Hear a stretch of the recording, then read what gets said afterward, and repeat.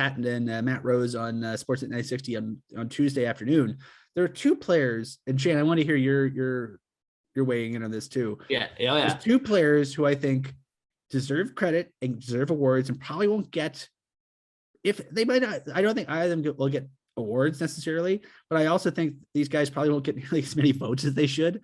And we mentioned one of them, Chris Tanev. Chris Tanev will not, he got votes for the Lady Byng last year because he played, for lack of a better term, a ton of hockey and played at a high level. And he 16 penalty minutes or something like that. He had a ridiculously low amount of penalty minutes for a defenseman who played against everybody good in the other team. So Slavin got it, and Slavin only had I love 4 PIMs, right? Defensemen. It's so tough for defensemen to play a lot and against good players and not take penalties. So anytime it happens, I'll give a nod to that. Elias Lindholm's going to get a lot of credit for he's basically a third defenseman or super defenseman on the ice for the Flames. Yeah. He's a defensive conscience of his team. A lot, especially on his line, and he's going to get Selke consideration, but he should get Lady Byng consideration too. But Chris Tanev, I think in general, just if you look at, we will, when there's been some, I'm going to do my rant first. Yeah.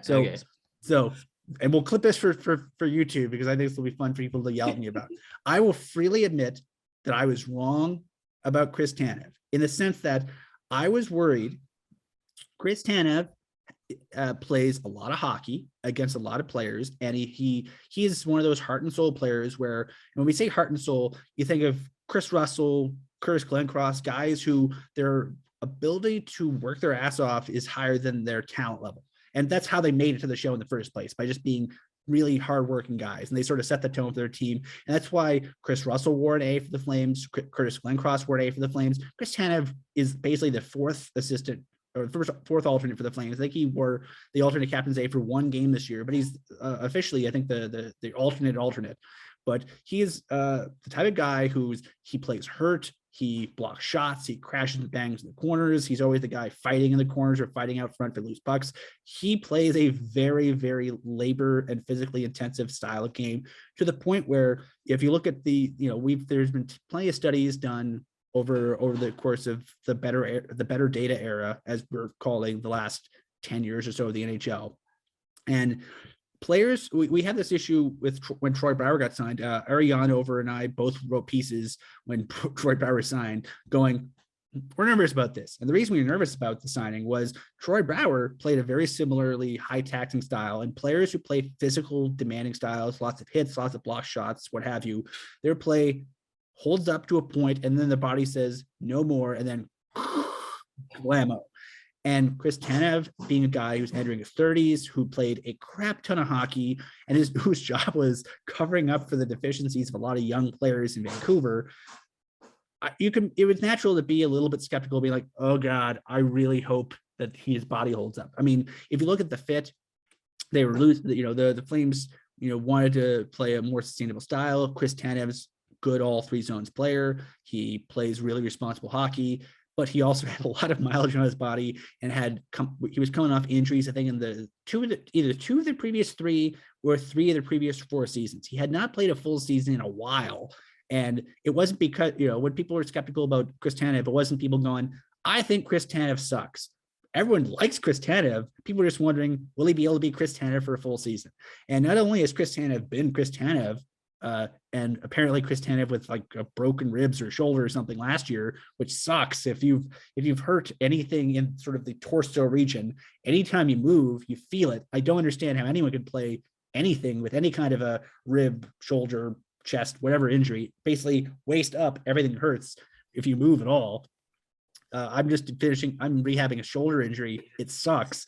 So Chris Tanev, I salute you, but also ask you, you're a crazy person. Why do you do these things to yourself outside of wanting to win a championship? But that's a long way of saying, yeah, I wasn't sure if Chris Tanev's would it be able to ward off the injury ninja for a full season, 2 seasons, whatever, to the point where, would he be worth the contract? Would he play enough hockey to be worth the contract? And so far, we're a year and a half in, year and 2/3 in, whatever fraction you want to use. The answer is resounding yes. Last year, playing with Noah Hannafin and then with Mark Giordano, he was the best player on Calgary's best pairing in both incarnations. And this year, with Oliver Shillington, granted, Shillington is more than holding up his end of the bargain, but I don't think we say enough things about how good Chris Tanev has been. And he works his ass off, but he doesn't look like he's trying to stay alive. He looks like he's got it under control every time he's on the ice, and he doesn't panic. He's basically unflappable. And I think his lack of panic when he's playing with a defenseman who is pretty young, and the main criticism of Oliver Shillington was you got to avoid the big mistake.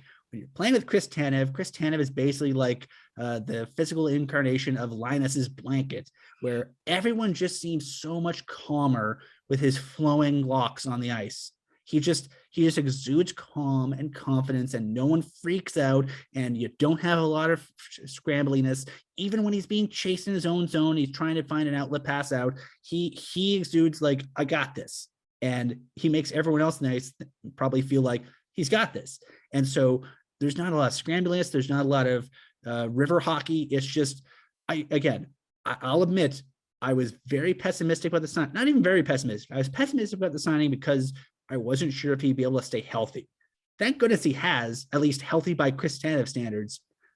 But yeah, he's been fantastic. I can't say enough nice things about the impact he's had to this team on the ice. And I've heard nice things about him off the ice too, but I haven't seen him firsthand, so I'm not really going to talk about him too much. But on the ice, so my bad, you guys. My bad. I should have. I still stand by my skepticism, but I will freely admit that my skepticism has been shown to be a little bit too skeptical. Do you remember the first article I wrote for you after you got me in the summer? Do you remember what it was? I don't remember what I wrote last week. The first article I ever wrote at Flames Nation was Chris Tanev, defensive defenseman of the year. And if that was an award, he would have won it. And I broke down the last 10 years of defensive performances using Evolving Hockey's GAR model and like goals above replacement. And it tracks your even strength defensive impact. And Chris Tanev had 4 of the 10 best seasons, including last year, of all time since 07. Of all time, since we've had the data from 07-08. So since 07-08 up to 21 or 2020-21, 4 of the best 10 ever seasons were Chris Tanev.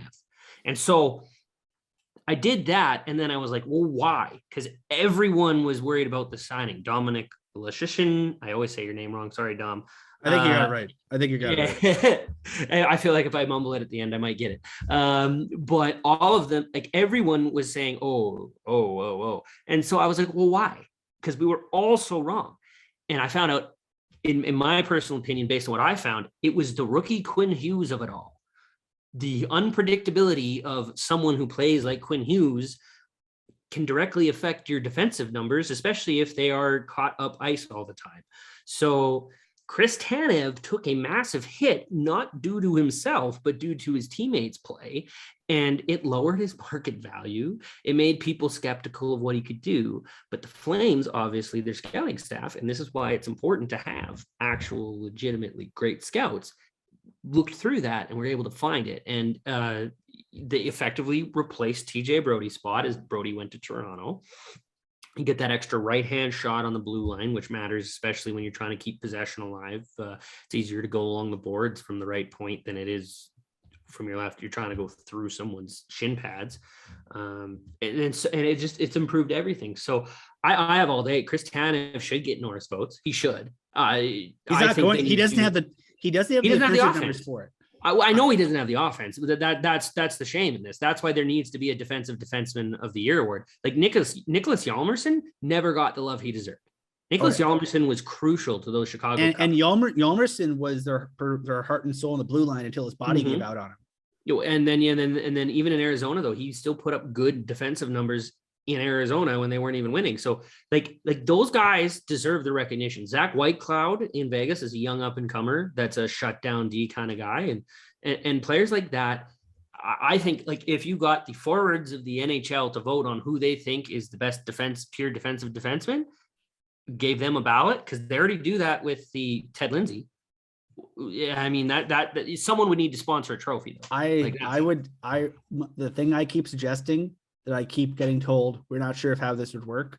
The thing I keep suggesting is we should just get the players to vote for the Lady Byng. I mean, granted, I don't know if he'd turn into a popularity contest, but who knows what players are, buttheads to play against or better than the players. There's Drew Doughty would give Kachuk votes every year. There's a flaw in every kind of voting system. So we just what Winston Churchill say? Democracy is the worst system we have next to all the other ones. Yeah. That's right. This is a podcast that references Winston Churchill.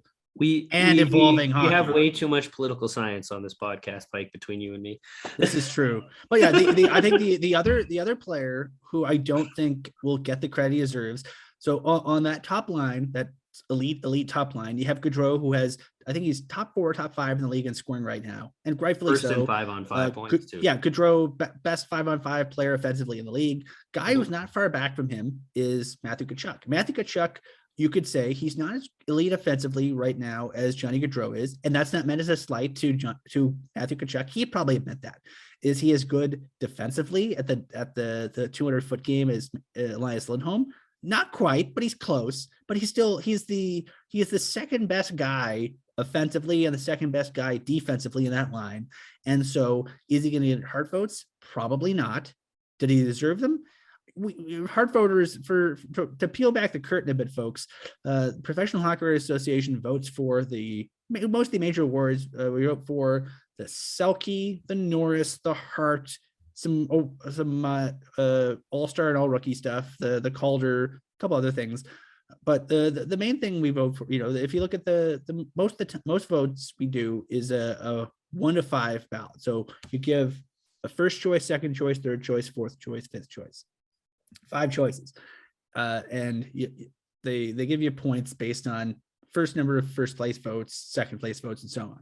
So when you're putting together your ballot, you'll be like, man, I thought Johnny Gaudreau was the third best in the MVP vote. I think right now some models he's 4th or 5th, whatever.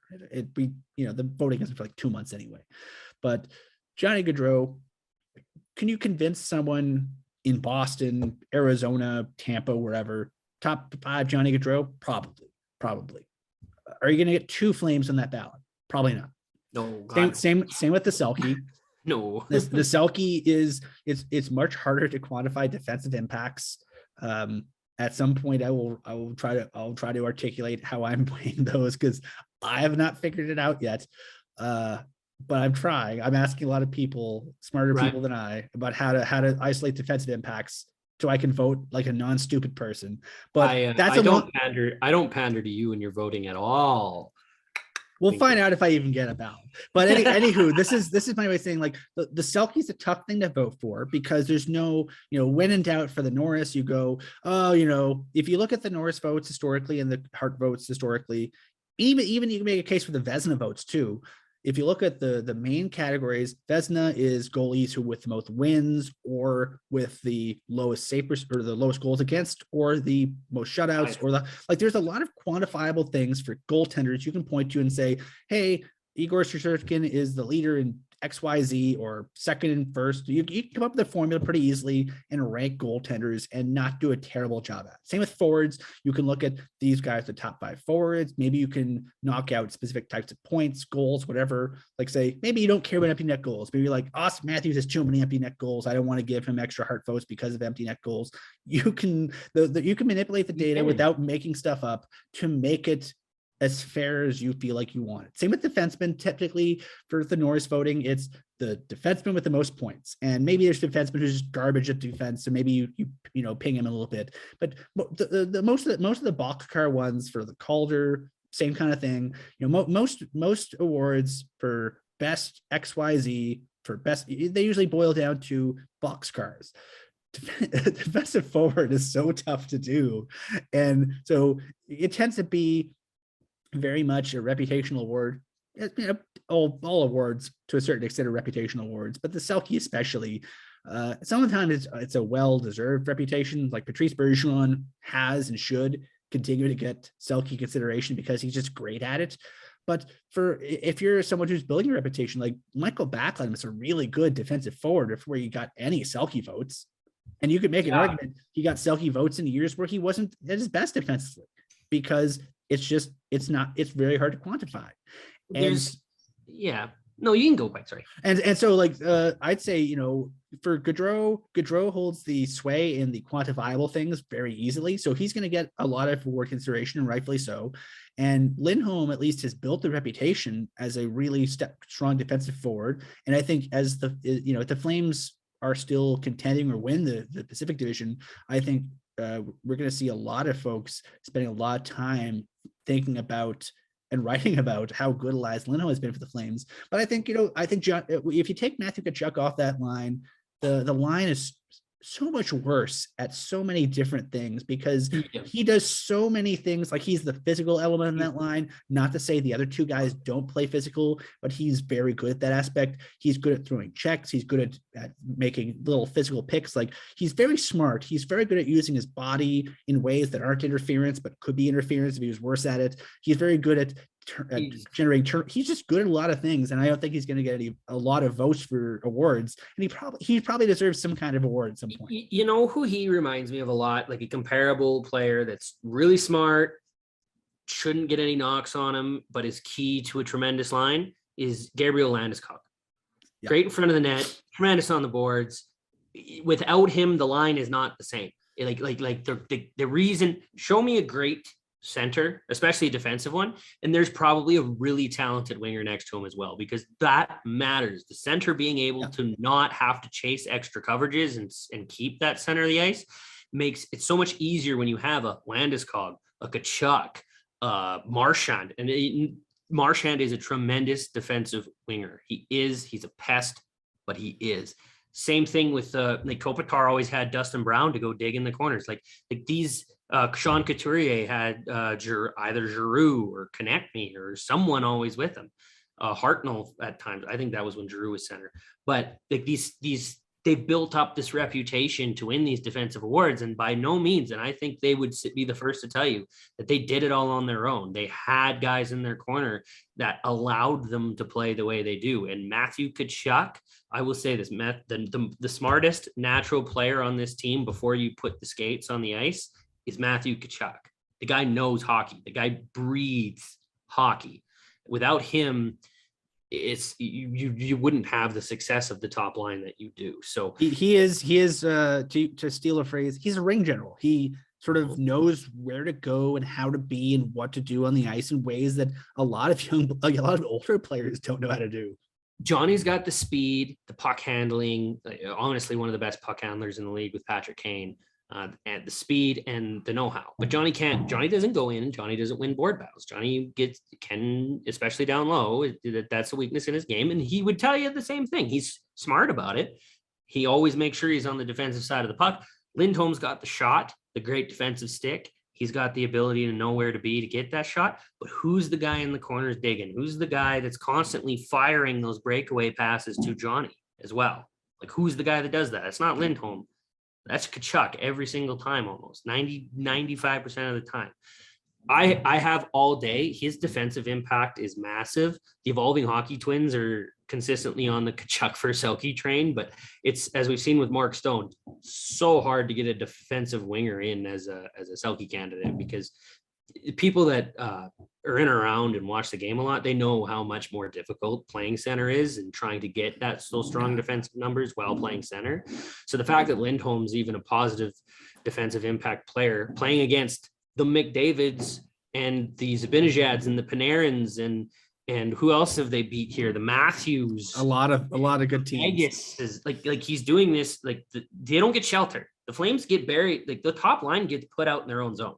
Like Nikita Zadorov and Gabranson have the highest offensive zone starts for a reason. The Flames bury their top two lines because they don't need the help. The Flames tend to give the high ground to Ruzicka's line and Monahan's line because they can use the help. And that's what good teams do. If you have a Backlund who can, and his line can unbury themselves, and you have a Lindholm whose line can unbury themselves, why not use it? So I think they've been doing it very well. I'm not sure, Shane, if you saw it, but over at the NHL Network, Jackie Redmond put up, I think their folks the weekend, they had like a 7-minute segment just about how great Elias Lindholm is, and I'll post it up with when we post the podcast on Thursday, because it's worth your time, because we always joke let's be honest, we're covering a small market Canadian team. The Flames are what, the fourth biggest market in Canada? What, Toronto, Vancouver, Toronto, Montreal all beat them.